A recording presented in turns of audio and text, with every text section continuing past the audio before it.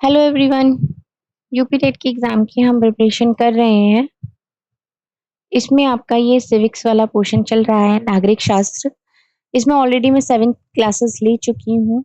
अगर आपने वो नहीं देखी है तो डिस्क्रिप्शन में आपको यूपी टेट का सिविक्स का लिंक भी मिल जाएगा, वहां से आप देख सकते हैं। उसी के साथ साथ हिस्ट्री की भी क्लासेस हैं जो हमारी शाम को 5 बजे चल रही हैं, उसका लिंक भी आपको डिस्क्रिप्शन में मिल जाएगा, वहां से आप देख सकते हैं।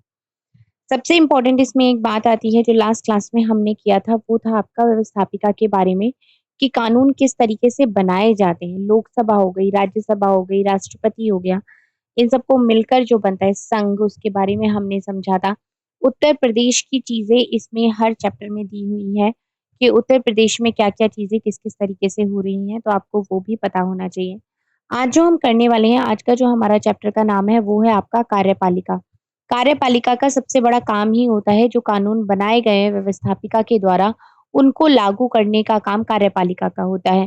ये अपने कार्य किस तरीके से करते हैं, भारत का राष्ट्रपति का चुनाव किस तरीके से होता है, ये सारे पॉइंट्स आज हम इस चैप्टर में करने वाले हैं। तो ये चैप्टर को स्टार्ट करते हैं। इसमें जो सबसे पहला आपका आता है, सरकार के वह अंग जो नियम और कानूनों को लागू करता है, हम उसको कार्यपालिका कहते हैं। कार्यपालिका जो होता है वो विधायिका द्वारा पारित जितनी भी नीतियां हो गई या कानूनों को लागू करने के लिए उत्तरदायी होता है। क्योंकि भारत एक संघ राज्य है, इसलिए संविधान में जितने भी केंद्र और राज्य दोनों स्तरों पर कार्यपालिका की व्यवस्था है। चाहे वो केंद्र में है, सेंट्रल में काम कर रही है, चाहे वो स्टेट लेवल पे है, कार्यपालिका हर जगह है उसके लिए उत्तरदायी है। अब आती है भारत का राष्ट्रपति। राष्ट्रपति के बारे में इंफॉर्मेशन पता होनी बहुत ज्यादा जरूरी है, क्योंकि यहाँ से क्वेश्चन जरूर पूछा जाता है। मेनली पूछा जाता है कि राष्ट्रपति का चुनाव कौन करता है। तो अगर हम बात करते हैं कि संघ की कार्यपालिका का जो प्रधान होता है वो राष्ट्रपति होता है। इसी के साथ साथ राष्ट्रपति भारत का प्रथम नागरिक भी होता है। जितनी भी हमारी तीनों सेनाएं हैं उनका सर्वोच्च सेनापति जो होता है वो भी राष्ट्रपति होता है। कार्यपालिका की जितनी भी शक्तियां होती हैं वो भी राष्ट्रपति को ही प्राप्त होती हैं। लेकिन अगर हम वास्तविक शक्तियों की बात करें तो वो प्रधानमंत्री और मंत्रिपरिषद में निहित भी होती हैं। उसके बाद होता है इम्पोर्टेंट, जो मैं बता रही थी आपको, वो है राष्ट्रपति का चुनाव। कि राष्ट्रपति का चुनाव कैसे होता है, कौन करता है।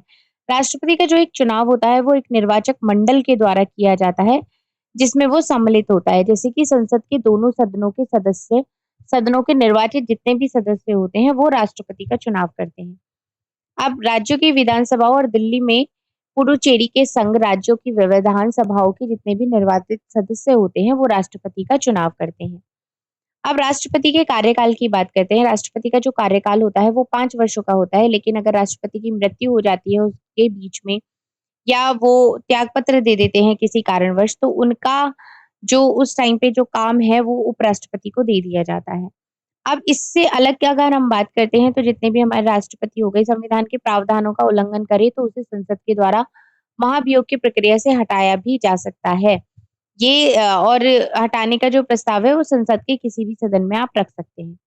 अब अगर आप राष्ट्रपति बनना चाहते हैं तो उसके लिए क्या क्या योग्यताएं होनी चाहिए। भारत का नागरिक होना चाहिए, 35 वर्ष की आयु पूरी कर चुका होना चाहिए, किसी लाभ के पद पर वो नहीं होना चाहिए, और लोकसभा का सदस्य निर्वाचित होने की वो योग्यता रखता हो। तो ये सारी योग्यताएं राष्ट्रपति पद के लिए होनी आवश्यक है। अब राष्ट्रपति की शक्तियां और कार्य क्या होते हैं, अगर हम भारत सरकार के समस्त राष्ट्र संबंधी ये राष्ट्रपति के नाम से किए जाते हैं। राष्ट्रपति की जितनी भी शक्तियां होती हैं वो ये हैं। नियुक्ति संबंधी अगर हम शक्तियों की बात करते हैं तो राष्ट्रपति प्रधानमंत्री को नियुक्त करता है। प्रधानमंत्री की नियुक्ति कौन करता है, राष्ट्रपति करता है। प्रधानमंत्री की सलाह पर अन्य मंत्रियों की नियुक्ति करता है और उनके विभागों का बंटवारा भी किया जाता है। उसके बाद राष्ट्रपति राज्यपालों, उच्चतम या उच्च न्यायालयों के न्यायाधीशों की भी नियुक्ति करता है। निर्वाचन आयोग के मुख्य निर्वाचन आयुक्त और अन्य आयुक्तों जैसे कि भारत के नियंत्रक हो गए और महालेखा परीक्षा की नियुक्ति भी राष्ट्रपति ही करता है। ठीक है। उसके साथ साथ होता है कि कानून बनाने में राष्ट्रपति की क्या भूमिका होती है। अगर हम संसद के अंग होने के कारण कानून बनाने की प्रक्रिया की बात करते हैं तो राष्ट्रपति की बहुत ही अहम भूमिका होती है उसमें। संसद के दोनों सदस्यों द्वारा पारित किया गया जो भी विधेयक होता है वो राष्ट्रपति के हस्ताक्षर के बिना कानून नहीं बन सकता। ये लास्ट वाले चैप्टर में मैं आपको बहुत डिटेल में बता चुकी हूँ कि कानून बनाने का पूरा प्रोसेस क्या है। तो राष्ट्रपति की भूमिका इसलिए ज्यादा बहुत अहम है, चाहे आप लोकसभा राज्यसभा दोनों से उसको पारित करा लो, जब तक राष्ट्रपति के सिग्नेचर उसके ऊपर नहीं होंगे वो कानून नहीं बन सकता। तो इसलिए राष्ट्रपति का होना बहुत इंपॉर्टेंट है।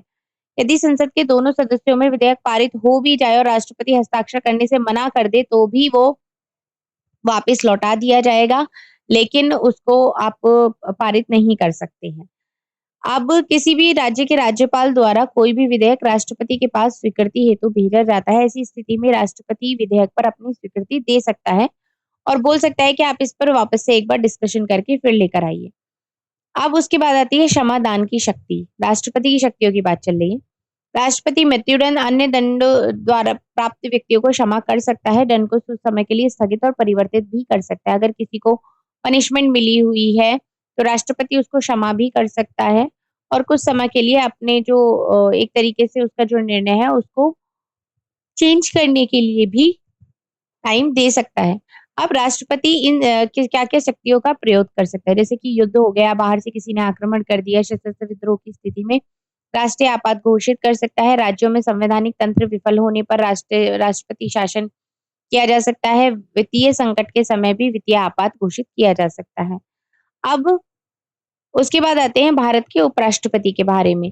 भारत के उपराष्ट्रपति का जो कार्यकाल होता है वो भी 5 वर्ष के लिए ही चुना जाता है। उपराष्ट्रपति को लोकसभा और राज्यसभा के जितने भी सदस्य होते हैं वो मिलकर चुनते हैं।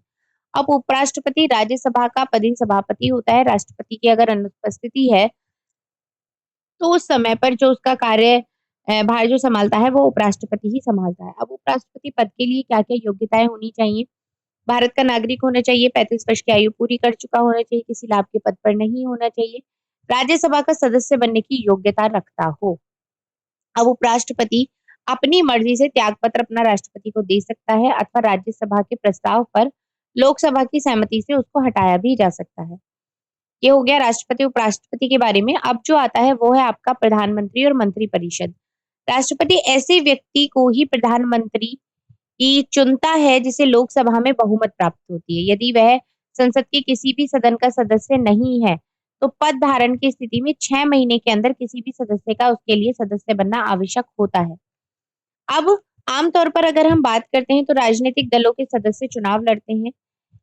जब किसी भी एक दल से ही चुनाव के आधे से अधिक सदस्य चुने जाते हैं तो ये दल अपना नेता खुद चुनता है और लोकसभा में बहुमत प्राप्त होता है और उसको ही प्रधानमंत्री बनाया जाता है। अब अगर हम प्रधानमंत्री के सुझाव पर राष्ट्रपति मंत्रिपरिषद के सदस्यों को नियुक्त करता है, जैसे कि प्रधानमंत्री किसी मंत्री को हटाने अथवा नए मंत्री को भी बनाने की संस्तुति करता है। अब जितने भी मंत्री हो गए वो लोकसभा या राज्यसभा का सदस्य होने जरूरी होते हैं, नहीं तो 6 महीने के अंदर उन्हें भी निर्वाचित होना ही पड़ता है। अब जिस दल के सदस्य प्रधानमंत्री और मंत्री बनते हैं, उसे सत्तारूढ़ या सत्ताधारी दल या बाकी दलों को विपक्ष कहा जाता है। आपने सुना भी होगा कि भाई विपक्ष में ये चल रहा है, पक्ष में ये चल रहा है, तो वो वाली चीजें यहाँ पर आ जाती हैं। अब प्रधानमंत्री और मंत्रिपरिषद काम क्या करते हैं?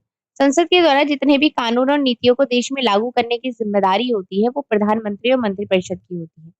इसके लिए मंत्रिपरिषद के कई मंत्रालय और विभाग भी होते हैं, जैसे कि रेल मंत्रालय, रक्षा मंत्रालय, विदेश मंत्रालय। अब मंत्रालय और विभागों में कई हजार लोग काम करते हैं और ये अधिकारी कर्मचारी पूरे भारत में फैले हुए होते हैं।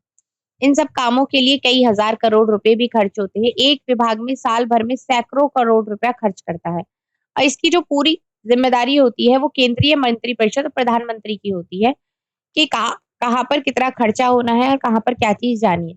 खर्चे और आमदनी का एक अलग मंत्रालय होता है जिसे आप वित्त मंत्रालय कहते हैं। अब संसद का इसके ऊपर क्या नियंत्रण होता है? अब मंत्रिपरिषद के जितने भी काम होते हैं उन पे संसद नियंत्रण करती है।